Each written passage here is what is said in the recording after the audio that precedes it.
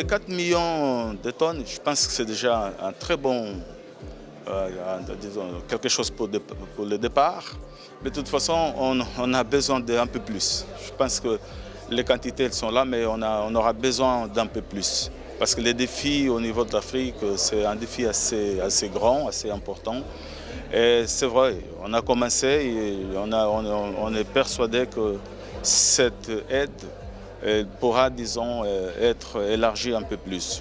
On a entendu ici aujourd'hui qu'il y a des efforts qui sont en train d'être mis en place.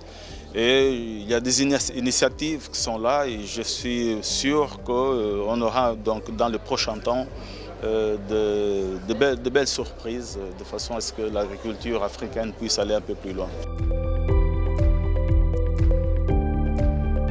Aujourd'hui, on est à vraiment un moment critique, un tournant important par rapport à l'accès à l'alimentation en Afrique. On est en train de frôler une crise alimentaire mondiale.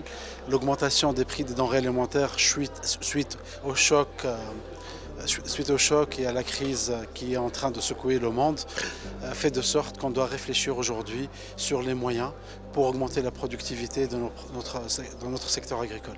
L'Afrique contient 65% des terres disponibles et elle devrait, au lieu d'importer près de 100 millions de tonnes chaque année, 75 milliards de dollars, elle devrait produire, s'autosuffire et même exporter pour le reste du monde. Donc il va falloir saisir cette crise pour la transformer en une opportunité, pour réfléchir sur les moyens d'augmenter la productivité dans les exploitations agricoles. Il est très important aussi de mentionner que la banque a rapidement réagi à cette situation en mettant en place une facilité africaine de production alimentaire d'urgence qui vise à soutenir 20 millions d'exploitants agricoles, produire 38 millions de tonnes de denrées alimentaires pour une valeur de 12 milliards de dollars. Donc grâce à 1,5 milliard de dollars, on essaie de faire un effet levier pour atteindre 12 milliards de dollars, sachant que la facture d'importation est de 75 millions de dollars annuellement.